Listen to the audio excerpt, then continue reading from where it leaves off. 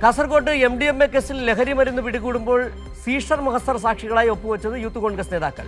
Youth Congress Peelikode മണ്ഡലം president Sudheesh, vice president Sandeep ഉൾപ്പെടെ 4 പേരാണ് സാക്ഷികളായത്. പ്രതികളുടെ സാമ്പത്തിക ഇടപാടുകൾ പരിശോധിക്കുകയാണ്. വിവരങ്ങളുമായി ഇപ്പോൾ സിജു കണ്ണൻ ചേരുന്നുണ്ട് കാസർഗോഡ് നിന്ന്. സിജു, ഏതായാലും പെട്ടുപോയി എന്ന് തന്നെയാണ് പറയാൻ കഴിയുക. കാരണം ഇപ്പോൾ ഈ പ്രതികളാക്കി പിടിക്കപ്പെട്ടവർ അവരെ പുറത്തിറക്കുമ്പോൾ ആ സീഷർ മഹസറിൽ ഒപ്പിട്ടത് തന്നെ യൂത്ത് കോൺഗ്രസ് നേതാക്കൾ.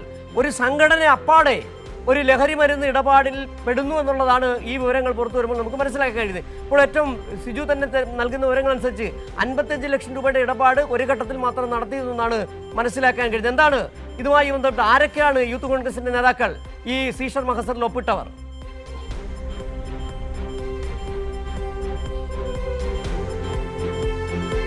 സിജു, കാസർഗോഡ് MDMAയുമായി യൂത്ത് കോൺഗ്രസ് നേതാക്കൾ പിടികൂടിയ സംഭവത്തിൽ അതിന്റെ സീഷർ മഹസറിൽ ഒപ്പിട്ടിരിക്കുന്നത് യൂത്ത് കോൺഗ്രസ് നേതാക്കളാണ്.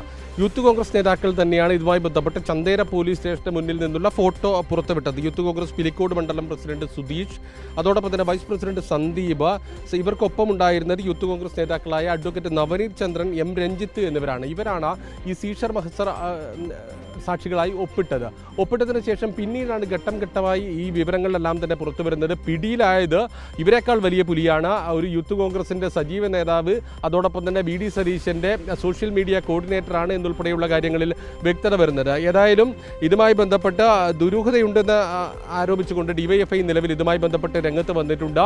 ഇവർ തന്നെ സാക്ഷികളായി വരുമ്പോൾ അത് ഏത് രീതിയിൽ പിന്നീട് ബാധിക്കും എന്നുൾപ്പെടെയുള്ള കാര്യങ്ങളാണ് DYFI മുന്നോട്ട് വെക്കുന്ന പ്രധാനപ്പെട്ട കാര്യം. ഏതായാലും സീഷൽ മഹസർ സാക്ഷികൾ തൂഫാന് വേണ്ടി ഞങ്ങൾ പോരാടി എന്ന തരത്തിലായിരുന്നു സോഷ്യൽ മീഡിയയിൽ അവരുടെ ഫോട്ടോ അടക്കം പങ്കുവെച്ചുകൊണ്ട് വിവരങ്ങൾ പറഞ്ഞത്. അതായത് ചന്തേര പോലീസ് നടത്തിയ ഒരു MDMA വേട്ടയിൽ ഞങ്ങൾ യൂത്ത് കോൺഗ്രസ് നേതാക്കളും തൂഫാൻ പോരാളികളായി അതിൻ്റെ ഭാഗമായി എന്നാണ് പറഞ്ഞത്. ഈ തൂഫാൻ പോരാളികൾ ഇനി കേസ് കോടതിയിൽ വരുമ്പോൾ ഏത് രീതിയിലുള്ള നിലപാടെടുക്കുമെന്നാണ് കാണേണ്ടത്.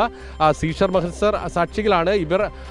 ഇനി സാക്ഷി മൊഴി മാറ്റി പറഞ്ഞാലും കേസിനെ സാധാരണ നിലയിൽ ബാധിക്കേണ്ടതല്ല. കാരണം തഹസിൽദാർ അടക്കമുള്ള ഉന്നത ഉദ്യോഗസ്ഥരെത്തി നേരിട്ട് ഗസറ്റഡ് ഓഫീസർമാരുടെ സാന്നിധ്യത്തിലാണ് ഈ MDMA അതിൻ്റെ അളവെല്ലാം തന്നെ തിട്ടപ്പെടുത്തി സാക്ഷ്യപ്പെടുത്തിയത്. അതുകൊണ്ട് തന്നെ മറ്റു തരത്തിൽ ഇതിനെ ബാധിക്കാൻ സാധ്യതയില്ല എന്നാണ് നിലവിൽ അറിയാൻ സാധിക്കുന്നത്. ഏതായാലും ഇവർ കോടതിയിലെടുക്കുന്ന നിലപാട് വളരെ പ്രധാനപ്പെട്ടതായിരിക്കും എന്നുള്ളതാണ് ഈ നിമിഷം പറയാനുള്ളത്. കേസിൻ്റെ മറ്റു വിശദാംശങ്ങൾ കൂടി പുറത്തേക്ക് വരുന്നു.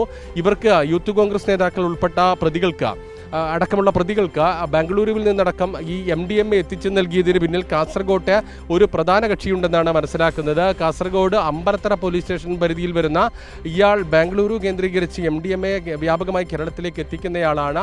ഇയാൾ വഴിയാണ് ഇവർക്ക് ഈ വൻകിട കച്ചവടത്തിനായി MDMA ലഭിച്ചത് എന്നാണ് മനസ്സിലാക്കുന്നത്.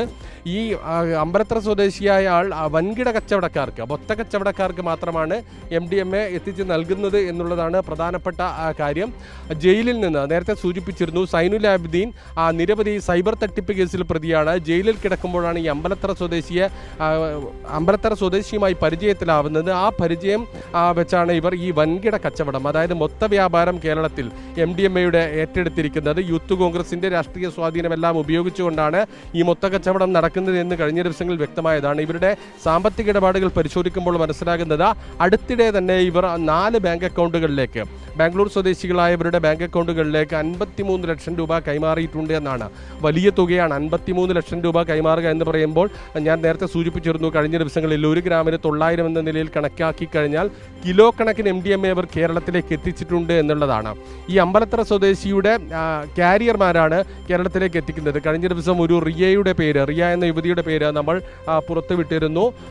അത്തരം കാരിയർമാർ വഴിയാണ് ഇവർ എത്തിക്കുന്നത്. ഏതായാലും ഇവരുടെ കച്ചവടത്തിൻ്റെ MDMA മൊത്ത വ്യാപാരത്തിന്റെ കൂടുതൽ വിവരങ്ങളാണ് പുറത്തു വരുന്നത്. ഏതായാലും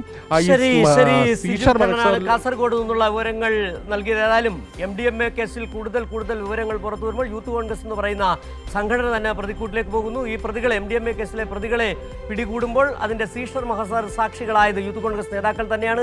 55 ലക്ഷം രൂപ ബാംഗ്ലൂരിലുള്ള 4 പേരുടെ അക്കൗണ്ടുകളിലേക്ക് മാറി എന്നുള്ള ഒരു വിവരം കൂടി ഇപ്പോൾ സിജു കണ്ണൻ കാസർഗോഡ് നിന്ന് പങ്കുവച്ചിട്ടുണ്ട്.